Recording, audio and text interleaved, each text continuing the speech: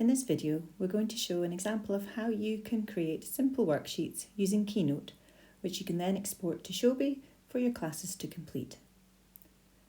This example is for phonics, but could obviously be adapted for any area of the curriculum.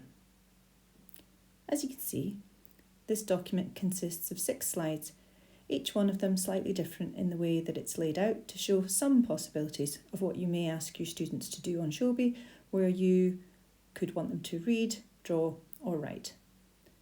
Obviously you can move things around and change the font to suit your preferences or those of your learners, but the general thinking behind this layout is that students would read the sound or word and put a voice note in the box. You can see on the ones that have blue on them that we also added the symbol for voice note and sometimes the symbol for pencil, so that students are aware of what they have to do in each box. However, this is something that if you do regularly, they will soon get the hang of. If you would like a copy of this Phonics Master Keynote file to save and edit, you can download it from our Inspire website.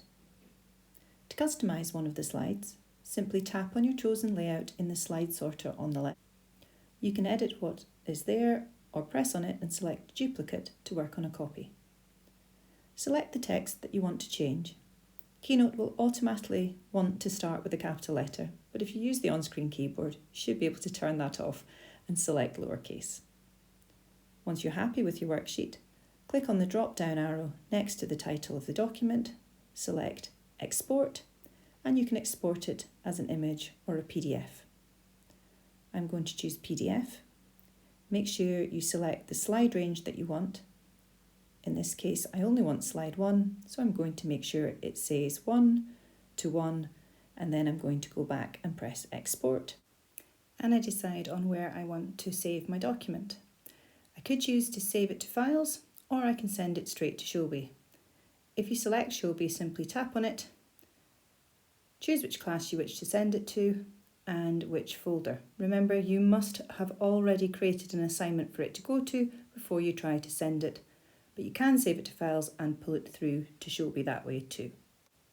Navigate to the assignment, choose to share it with everyone in your class or select only the students you want it to send to, and then press the green Add File button.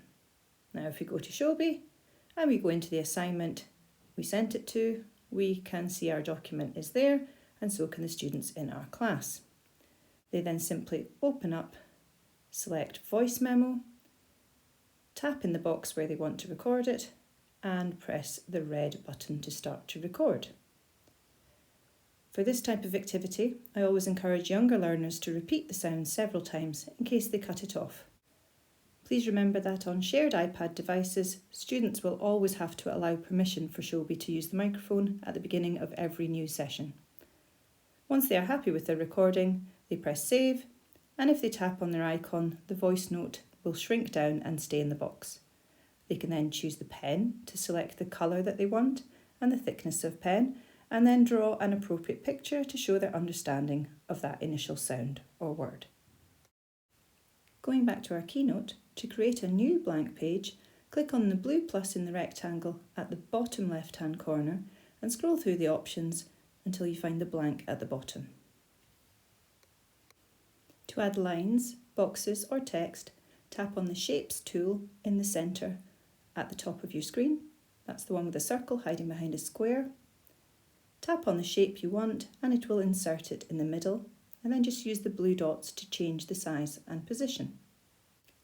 To add text, go to the same Shape tool, click on Text, and it will enter a text box again in the middle of the screen.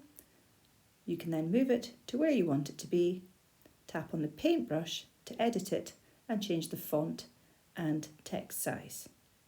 In a full screen like this, you probably want quite a large size of font. You can copy and paste things from other slides.